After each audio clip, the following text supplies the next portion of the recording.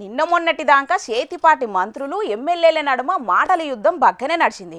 ఇంకా కూడా నడుస్తూనే ఉన్నది. ఇక మంత్రులు ఎమ్మెల్యేలే కాదు, మేమేమన్నా తక్కువనా అన్నట్టు ఇప్పుడు గీ లీడర్లు సుతం రచకెక్కుతున్నారు. మరి వాళ్ళెవ్వరు ఏం కథ పూరా గడుచుకుందాం పాన్రి. ఏదో లీడర్ల నడుమ లొల్లని చెప్పి ఫ్లెక్సీలను చూయిస్తున్నారేందని అనబోతున్నారా? జర ఆగుండ్రి. మంత్రులు ఎమ్మెల్యేలు సీదా లొల్లికి దిగితే గీ లీడర్లు మాత్రం ఫ్లెక్సీలతోనే వార్సురు చేసిండ్రు. ఇక ముచ్చటేందంటే మాజీ మంత్రి రామ్రెడ్డి దామోదర్ రెడ్డి సారు మొన్నట్లనే జీవిడిచిండు కదా. ఇక ఇప్పుడు ఆయన కొడుకు సర్వోత్తం రెడ్డికి చేతిపాటి సూర్యాపేట నియోజకవర్గ ఇన్ఛార్జి బాధ్యతలు అప్పయెప్పాలనని గాంధీ భవన్లో ఫ్లెక్సీలు పెట్టిండ్రు దామన్న అభిమానులు. కాంగ్రెస్ పార్టీకి దామన్న శాలనే చేసిండు.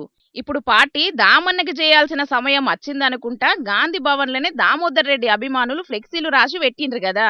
ఇక ఇయ్యాల పటేల్ రమేష్ రెడ్డి అభిమానులు గిట్ల రాసి పెట్టిండ్రు ఫ్లెక్సీలు.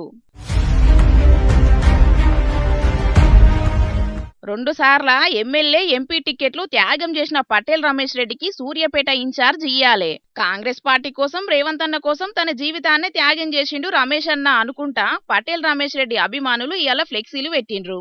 దామోదర్ రెడ్డి జీవిడిచిన బాధ ఓ దిక్కు మర్చిపోకముందే ఇన్ఛార్జి పదవి కోసం 2 వర్గాల నాయకులు ఫ్లెక్సీల వార్షాలు చేసిండ్రు.